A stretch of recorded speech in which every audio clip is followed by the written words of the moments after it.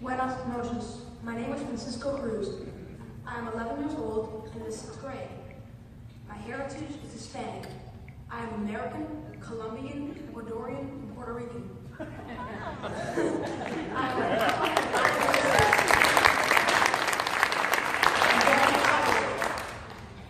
I'll be honest, I was not thrilled with the idea of standing here talking to a crowd. My grandma Marissa asked my mom, who happily volunteered me. They were discussing my interests in this year's political race. You see, I love competitions, championships, anything where there will be an undisputed winner. I have been following this year's presidential race for a while now. I tuned into the Republican and Democratic primaries. The way I saw it, it was like the Eastern and Western NBA Finals. Each side would have a winner who would compete against each other, and then we'd have a champion. With one primary, there were 17 people on stage, yelling, screaming, pure rudeness from one candidate, but he seemed to be winning the polls after every debate. He then won that primary. He was the champion of the Republican Party. With the other primary, there were 3 candidates, then quickly 2. Eventually, history was made. The first woman of a major party had a chance to be president of the United States. Now here we are, about 8 weeks left before a new president is elected. Who's going to win? I watched both conventions on TV. The Republican convention scared my 8-year-old sister, Graciela, very much. She was frightened because honestly, it seemed like the world would explode soon and we were all doomed. Supposedly, according to the Republican champion, only he had the power to fix it all. Really? That doesn't sound right.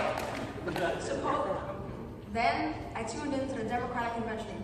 What really struck me was how happy and diverse that convention was. Katy Perry and Demi Lovato performed. My sister was ecstatic.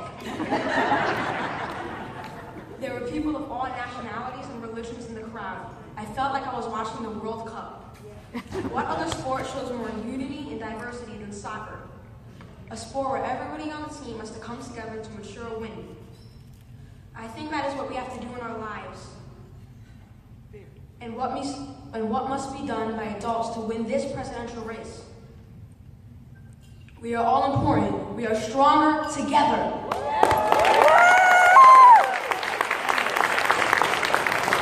Our parents, teachers, coaches, and elders, and definitely our president must set an example for us children because we learn from them. My generation was born in America where history was made by electing the first black president. I guess it was a huge deal because that had never happened before. I have since learned about slavery, voting rights, and voter suppression.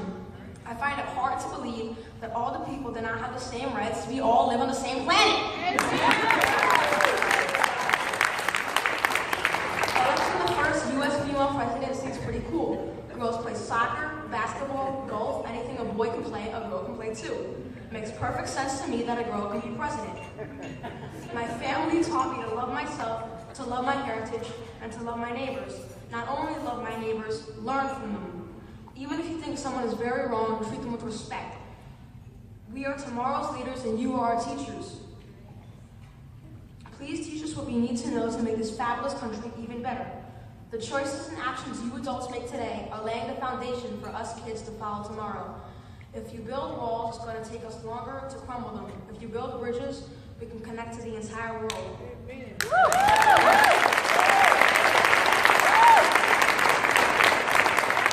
Only the adults can be the champion for us kids this year. Please keep us in mind when you vote. I'd like to thank the Hispanic Democratic Caucus for affording me the opportunity to give my first political speech.